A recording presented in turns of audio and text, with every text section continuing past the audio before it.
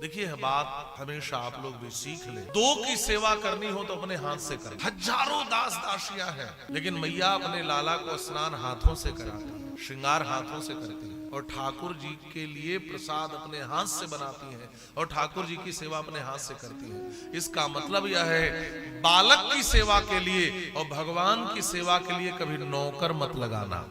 इन दोनों की सेवा अपने हाथ से करनी चाहिए, यह सीखना चाहिए। बालक जब माँ का हृदय रस पीकर बड़ा होता है और माताएं लालन पालन करती हैं, तो उस बालक का हृदय माता पिता से जुड़ता है, इसीलिए आजीवन उसकी श्रद्धा बनी रहती है। लेकिन आज समाज की यह विडंबना है, हम नन्हे नन्हे बालकों को भी आजकल बोर्डिंग स्कूल में डालने लगे। परिणाम क्या होता है, माता पिता से हृदय जुड़ता नहीं, बालक की कोई श्रद्धा बनती नहीं। वह जब अशक्त असमर्थ था तो माता पिता उसको बोर्डिंग स्कूल में डाल दिए, और जब माता पिता अशक्त होते हैं तो बालक उनको वृद्धाश्रम में डाल देते हैं। ये समाज ऐसे बदलने लगा। बालक को समय दीजिए, अपने पास रखिए, लालन पालन करिए, यह महत्वपूर्ण है समाज के लिए।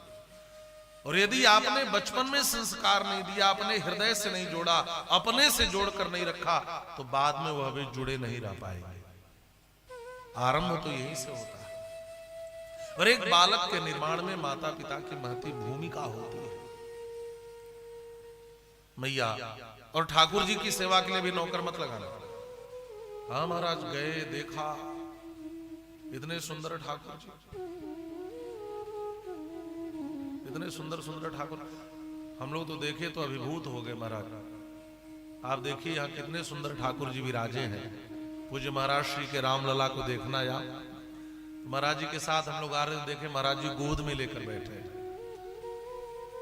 यहाँ इतना सहज दर्शन हो रहा है, ऐसी मूर्ति, इतनी प्यारी मूर्ति, ऐसी सुभग नासिका और ऐसा सुंदर मुखमंडल जल्दी मूर्तिकार गढ़ नहीं पाते।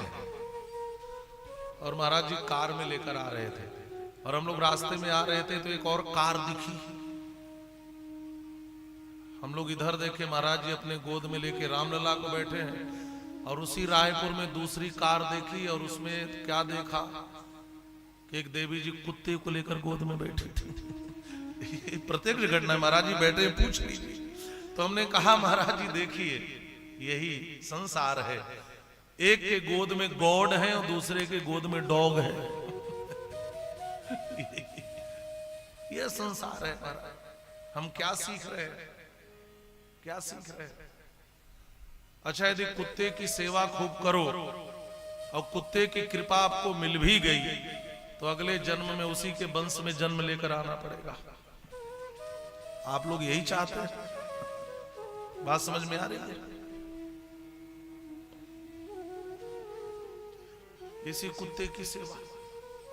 और पहले के कवि भी लिखते थे, रशखान जैसे कवि। आप बताइए, एक मुसलमान कवि कहता है, मानुष हो तो वही रसखान, हे प्रभु मनुष्य बनाना तो ब्रज में जन्म देना, हे प्रभु पशु भी बनाना तो ब्रज में जन्म देना, लता गुल्म भी बनाना तो ब्रज का बनाना। ठाकुर जी से के चरणों से उड़ती धूल मेरे ऊपर पड़ जाए, जीवन धन्य हो जाएगा। और आज के कवि ने लिखा, प्रभु यदि पशु बनाना तो बुलडॉग बना देना, जो पशु हो तो बनो बुलडॉग, चलो नित कार में पूंछ निसारे। वह कुत्ता बनाना जो कार में घूमते हैं। अब आप विचार करो महाराज, कुत्ता। तो भगवान की सेवा अपने हाथों से करना। लोग क्या करते हैं, अब देखे, हम लोग भी देखे ठाकुर जी को, आपने भी देखा होगा, देखा आपके मन में भी भावना जगी, कितने सुंदर ठाकुर जी हैं। अब आप भी ढूंढते हैं, बढ़िया सुंदर नयन नक्श बने ठाकुर जी मिले, ऐसी भक्ति जगती है। आप भी भक्ति के वशीभूत होकर ले आते हैं ठाकुर जी को। हाँ, जहां ठाकुर जी बने मिल रहे हैं, लेकर के आ गए। अच्छा, एक हफ्ता तो बड़े भाव से पूजा की, देखा था महाराज जी गोद में लेके बैठे थे, हम भी लेके घूमे, अच्छी बात है, सब करें, लेकिन ये करें, लेकिन ये भक्ति कितने दिन, 7 दिन, 9 दिन, 10 दिन, फिर हम क्या सोचते हैं, फिर घर में किसी से कहते हैं बहानेबाजी, थोड़ा कोई और पूजा कर देता तो अच्छा था। आज तुम कर दो, आज तुम कर दो, आज तुम कर दो। करते हैं कि नहीं? ईमानदारी की बात तो यही है।